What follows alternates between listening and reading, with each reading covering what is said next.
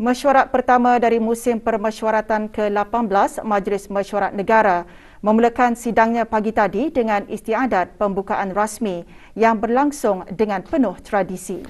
Kebawah Duli Yang Maha Mulia Paduka Seri Baginda Sultan Haji Hassanal Bolkiah Muizzuddin Wad Daulah, Ibni Almarhum Sultan Haji Umar Ali Saifuddin Saadul Khadiwaddin, Sultan dan Yang di-Pertuan Negara Brunei Darussalam berkenan berangkat ke istiadat tersebut.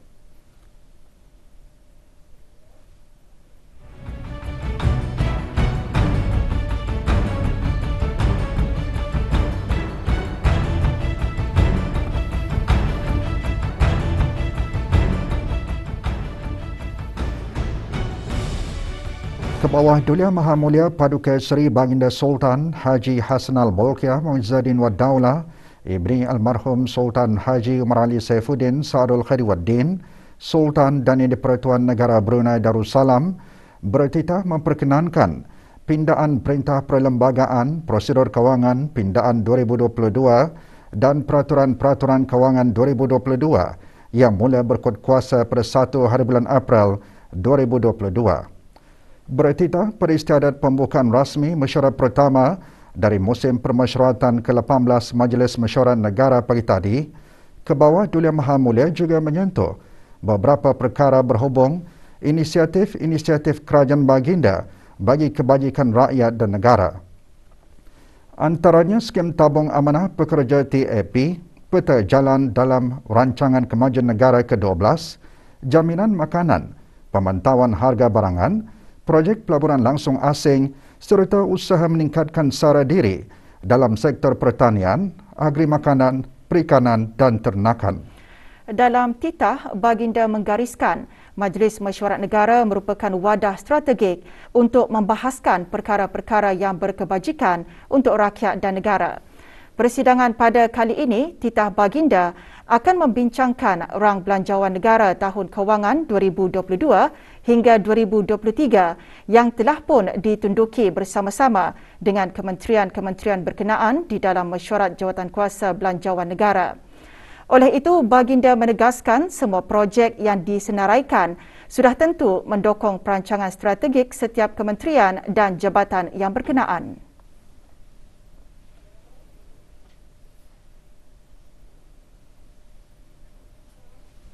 Beta ingin mengingatkan bahawa kewangan negara hendaklah dikendalikan dengan berhemah dan berdisiplin. Setiap pegawai pengawal yang dilantik hendaklah memahami perkara ini, bahawa mereka diminta untuk mematuhi peraturan-peraturan kewangan yang ada, tidak menggunakan kuasa berbelanja secara sewenang-wenang. Luruskanlah tadbir urus masing-masing mengikut keutamaan, keperluan, tidak membazir dan dilaksanakan dengan teratur. Mengenai peraturan kewangan, beta telah pun memperkenankan pindaan ke atas Perintah Perlembagaan Prosedur Kewangan Pindaan 2022 dan Peraturan-Peraturan Kewangan 2022 yang akan mula berkuat kuasa pada 1 hari bulan April 2022. Mengenai pelaksanaan penuh skim tabung amanah pekerja TAP tahun hadapan, Kebawah Duli Yang Maha Mulia menekankan segala persiapan sebelum pelaksanaannya hendaklah dilaksanakan dengan teratur.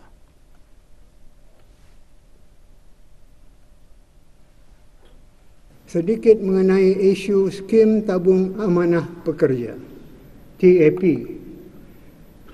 Alhamdulillah, beta mengambil maklum bahawa kajian telah pun selesai dibuat oleh Kementerian Kewangan dan Ekonomi dengan kerjasama Tabung Amanah Pekerja TAP, dan insya-Allah perlaksanaan penuh akan bermula pada tahun 2023. Dalam pada itu, beta sukacita menekankan bahawa segala persiapan sebelum perlaksanaannya hendaklah dilaksanakan dengan teratur. Antaranya pindaan kepada akta, perubahan kepada sistem teknologi maklumat dan termasuk pemberigaan. Apa yang penting bagi mereka yang terlibat dalam skim ini ialah untuk memahami berkenaan dengan skim persaraan baru yang dimaksudkan. Kebawah Duli Yang Maha Mulia juga bertitah menyentuh kaedah Whole of Government yang diterapkan dalam peta jalan bagi projek-projek di bawah Rancangan Kemajuan Negara ke-12.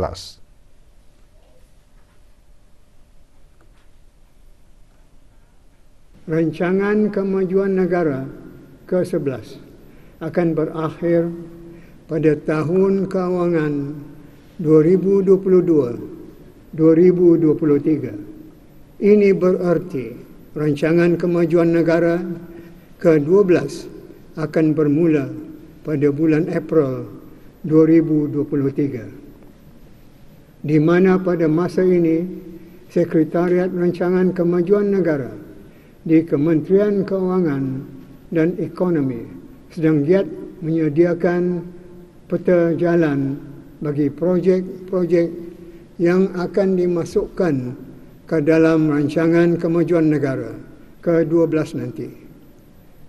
Peta jalan ini menerapkan kaedah Whole of Government yang melibatkan semua kementerian sebagai usaha untuk memastikan wawasan negara 2035 tercapai. Kebawah Duli Yang Maha Mulia seterusnya bertitah, sejak gelombang kedua wabak coronavirus melanda negara, kerajaan telah menghulurkan bantuan kepada perusahaan mikro, kecil dan sederhana dengan tujuan untuk mengurangkan pekerja-pekerja diberhentikan. Bagi golongan pekerja sektor swasta yang terkesan pula, titah baginda, bantuan kewangan juga dihulurkan untuk kelangsungan hidup seharian mereka.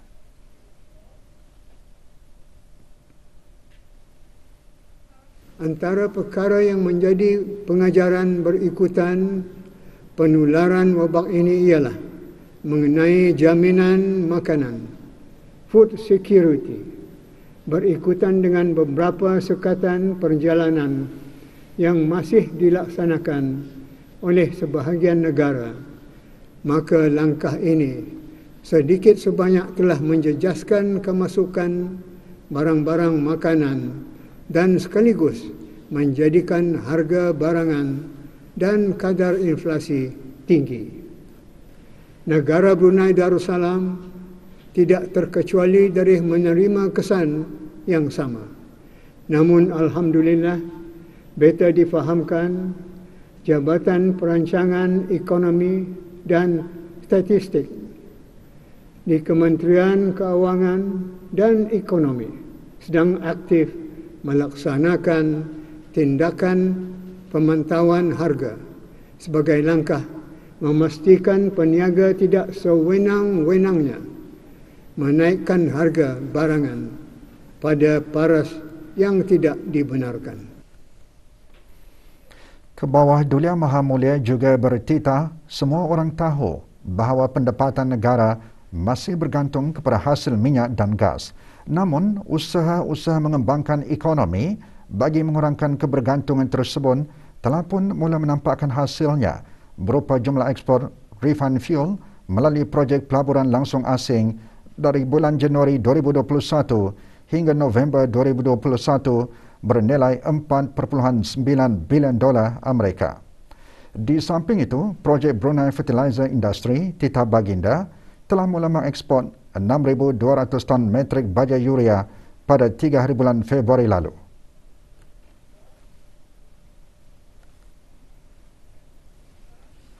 Dengan kemasukan pelabur langsung asing ke negara ini, sudah setentunya akan membuka peluang pekerjaan dan perniagaan kepada orang-orang dan syarikat-syarikat tempatan.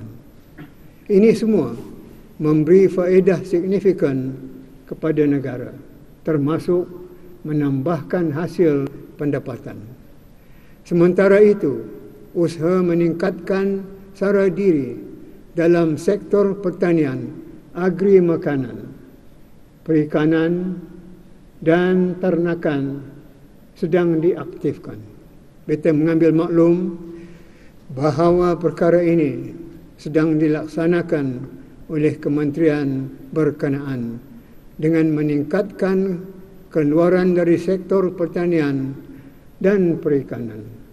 Pengeluaran beras tempatan pada khususnya juga sudah mula menampakkan hasilnya dengan produktiviti peningkatan kapasiti rice milling.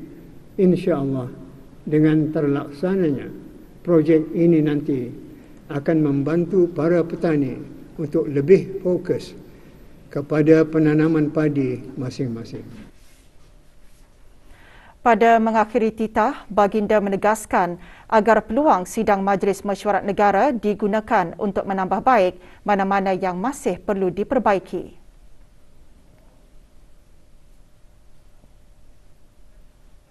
Akhirnya, beta berharap kepada ahli-ahli yang berhormat supaya bersedia memberikan buah fikiran dan pendapat masing-masing tanpa ragu-ragu dan walang demi kebaikan semata-mata. Adapun negara memang sentiasa menunggu idea-idea bernas daripada ahli-ahli yang berhormat. Beta mahu supaya digunakan peluang ini untuk mengemaskan mana-mana yang belum kemas dan menambah baik mana-mana yang masih perlu diperbaiki. Inilah moto persidangan kali ini. Beta ucapkan selamat bersidang. Istiadan pembukaan rasmi mesyuarat pertama dari musim permesyuaratan ke-18 Majlis Mesyuarat Negara berlangsung di bangunan Dewan Majlis di Jalan Dewan Majlis. Ini menandakan bermulanya sesi membincangkan usul belanjawan negara bagi tahun kewangan 2022-2023.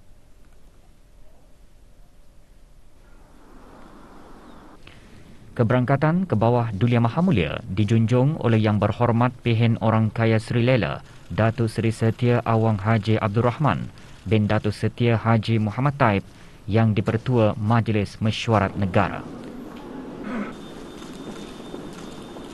Berangkat sama Paduka Ananda dan Adinda ke bawah Dulia Maha Mulia, Dul Yang Teramat Mulia Paduka Seri Penyiaran Muda Mahkota, Penyiaran Muda Haji Al-Muhtadi Billah, Menteri Kanan di Jabatan Perdana Menteri selaku ahli rasmi kerana jawatan, dan Dul Yang Teramat Mulia Paduka Seri Penyiaran Perdana Wazir Sahibul Himmah wal Wakar, Penyiaran Muda Muhammad Bolkiah. Persidangan Majlis Mesyuarat Negara yang memasuki usianya 18 tahun sejak penubuhan semula pada tahun 2004 telah menjadi platform kepada ahli-ahli Majlis Mesyuarat Negara sebagai wakil kepada suara rakyat dalam mengetengahkan isu-isu nasional dan membahaskan perkara-perkara utama yang strategik di dalam meneliti dan menyumbangkan idea-idea kepada polisi serta dasar-dasar kerajaan bagi kepentingan dan kesejahteraan rakyat dan negara.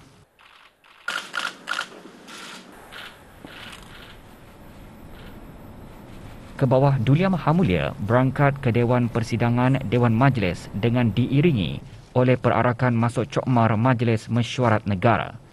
Ahli-ahli Majlis Mesyuarat Negara seramai 36 orang terdiri daripada menteri-menteri kabinet, orang-orang yang bergelar, orang-orang yang telah mencapai kecemerlangan dan wakil dari 4 daerah melambangkan penyatuan dan kesatuan bangsa Brunei.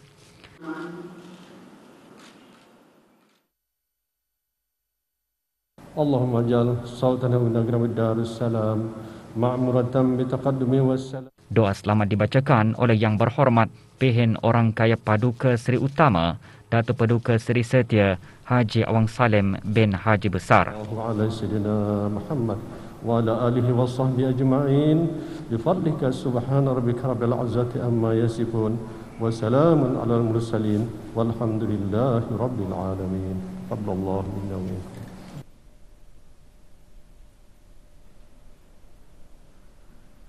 Majlis Mesyuarat Negara musim ke-18 dipengerusikan oleh Yang di-Pertua Majlis Mesyuarat Negara. Persidangan Majlis Mesyuarat Negara ke-18 akan membincangkan dan meluluskan perkara utama iaitu Rang Undang-Undang 2022 perbekalan 2022-2023 melalui 3 peringkat sebelum diluluskan sepenuhnya dan diwartakan untuk digunapakai bermula 1 April 2022.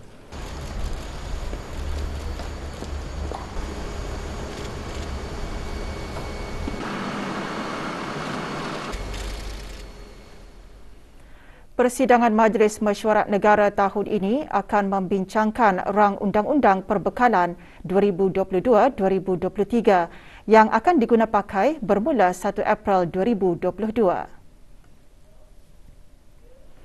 Sidang pagi tadi meneliti dan mengesahkan minit persidangan mesyuarat pertama dari musim permesyuaratan ke-17 Majlis Mesyuarat Negara yang telah bersidang tahun lalu selama 11 hari bermula 15 Mac 2021 hingga 25 Mac 2021. Mesyuarat dipengerusikan oleh Yang Berhormat Pihin Orang Kaya Seri Lala Datuk Seri Setia Awang Haji Abdul Rahman bin Datuk Setia Haji Muhammad Taib Yang di-Pertua Majlis Mesyuarat Negara. Dewan menangguhkan sidangnya pagi tadi dan akan disambung semula esok 25 Februari 2022 pukul 2.30 petang. Orang ramai bolehlah mengikuti rakaman persidangan harian melalui saluran RTB Perdana dan RTB Sukma Indra pada pukul 9 malam bagi rakaman sesi pagi dan diikuti lagi pada pukul 10.40 malam bagi rakaman sesi petang. Laporan harian juga boleh diikuti melalui laman sesawang rasmi Majlis Mesyuarat Negara di www.majlis-mesyuarat.gov.bn.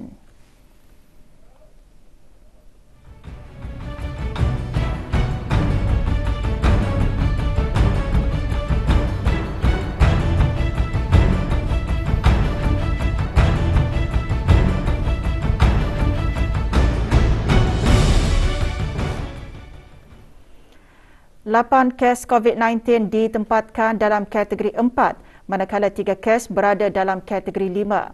Sementara itu, 1 kes COVID-19 telah meninggal dunia. Kes berkenaan merupakan seorang lelaki berumur 88 tahun yang tidak mendapatkan vaksin COVID-19 dan telah mengalami masalah pernafasan disebabkan oleh jangkitan COVID-19.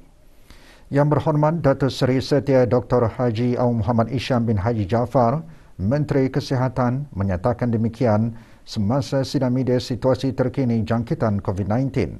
Sidang media berlangsung petang tadi di Dewan Al-Afiah Kementerian Kesihatan. Banyak 3,721 kes baru telah dilaporkan yang membawa kepada jumlah keseluruhan sebanyak 48,055 orang. Daripada jumlah kes baru ini, 2,980 adalah hasil ujian ART ataupun antigen test yang telah dimuat naikkan ke portal Kementerian Kesihatan. Manakala 741 adalah dari 4,025 ujian makmal RT-PCR yang telah dilakukan. Sejak gelombang ketiga bermula pada awal Februari 2022, seramai 1,574 kes iaitu 7.6% dari keseluruhan kes positif dalam gelombang ini adalah kanak-kanak berumur 5 tahun ke bawah. Setakat ini tidak ada kanak-kanak di dalam kumpulan umur ini telah dikategorikan dalam kategori 3, 4 ataupun 5.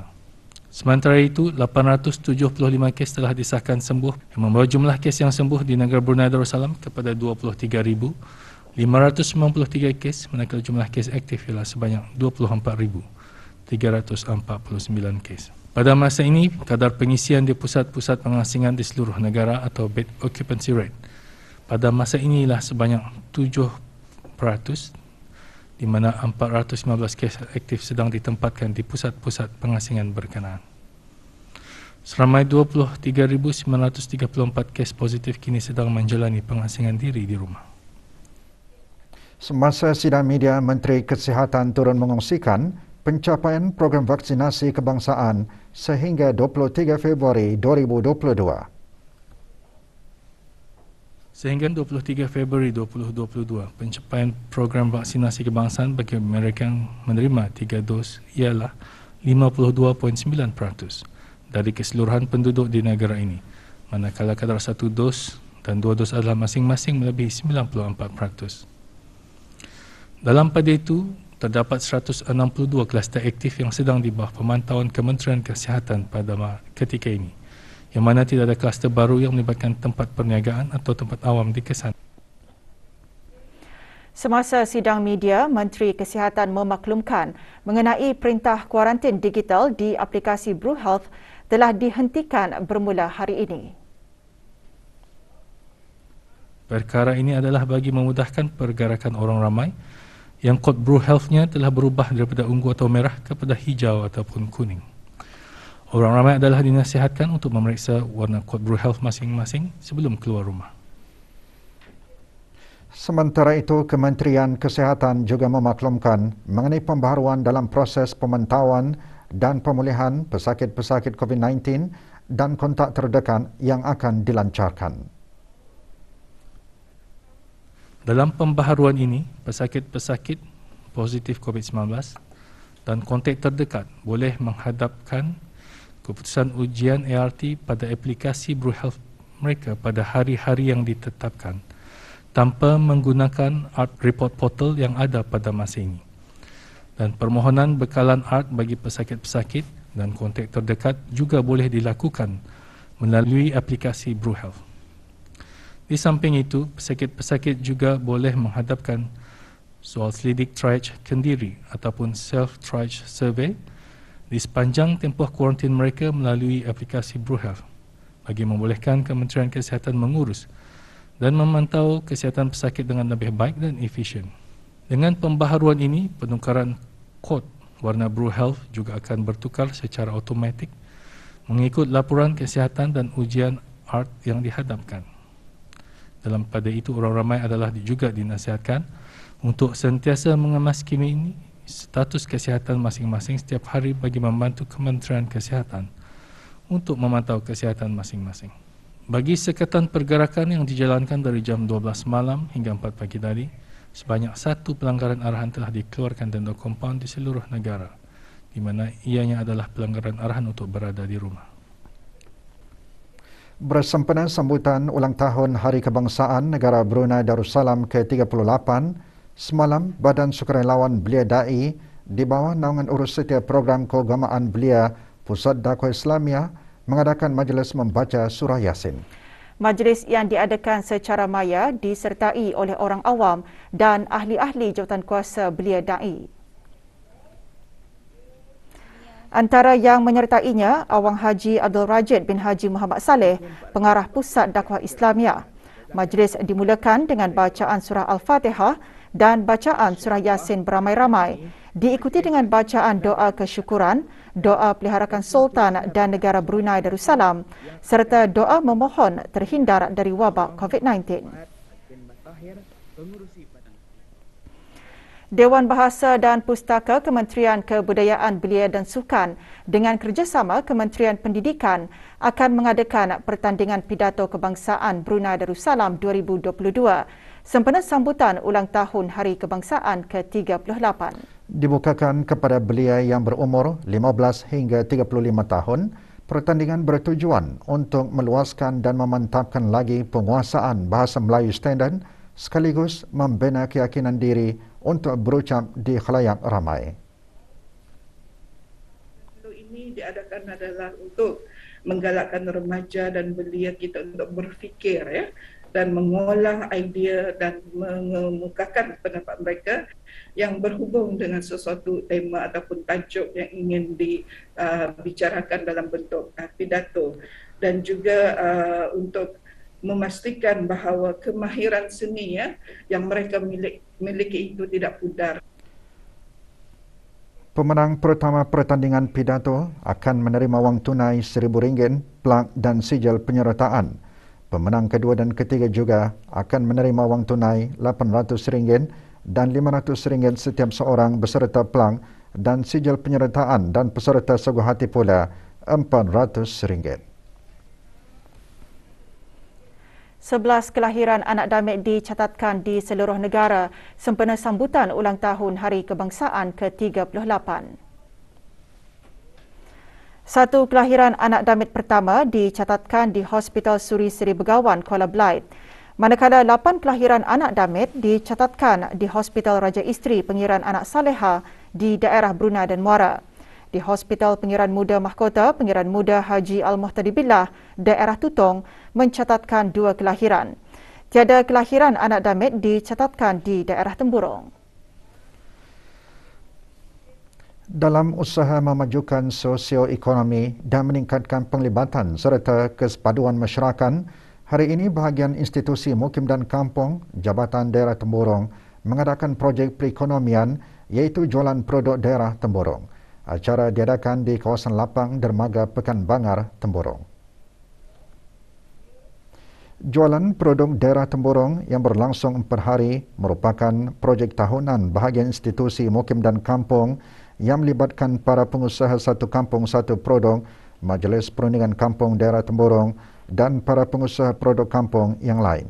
Beberapa aktiviti sampingan juga akan diadakan sepanjang acara berlangsung.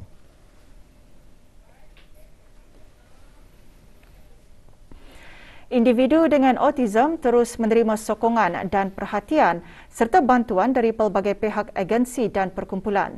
Petang tadi, Majlis Penyerahan Alat Kelengkapan bagi Bijak Kefes Mata Brunei diadakan melalui projek jangkauan masyarakat Kumpulan Sinergi, Kumpulan Program Pembangunan Eksekutif untuk Pegawai Kanan Kerajaan ke-29. Projek menumpukan kepada bantuan kepada orang dewasa dengan autisma dalam meningkatkan taraf kehidupan mereka dan hidup berdikari. Penyerahan peralatan tersebut diterima oleh Pengeran Zamri bin Pengeran Haji Bojang, Presiden Semata Brunei. Bijak Cafe merupakan salah satu projek perusahaan sosial bertujuan menyediakan peluang pekerjaan kepada golongan dewasa autisma selaras dengan misi Semata Brunei untuk membuka lebih banyak perniagaan mikro dan perusahaan sederhana yang kecil berkaitan dengan kursus vokasional mereka.